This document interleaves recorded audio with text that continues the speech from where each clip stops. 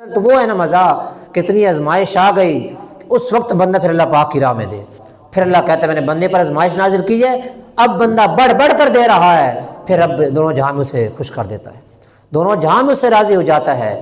اللہ اکبر۔ بحال کاف یہ صدیق اکبر رضی اللہ عنہ کی شان ہے، جب گھر سے آئے تو رسول اللہ صلی اللہ علیہ وسلم نے پوچھا ما بقیتا لأہلک، اپنے گھر والوں کے لیے کیا چھوڑ کے آئے ہو؟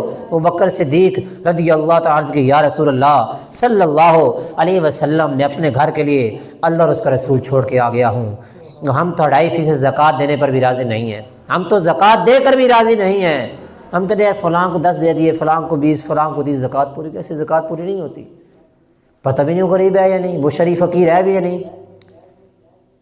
جب ہم نے زکوٰتیں نہیں دینی، جب ہم نے جو ضروری اللہ پاک حکم ہے فطرانہ نہیں دینا، زکوٰۃ نہیں دینے، عشر ہم نے نہیں نکالنا، تو پھر درود پاک پڑھنے کی لذت کہاں سے آنی ہے؟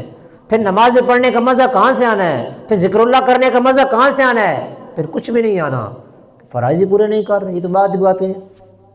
یہ فرائض اگر پورے کریں گے تو پھر ہر چیز میں روحانیت اور آپ کو مزہ آئے گا۔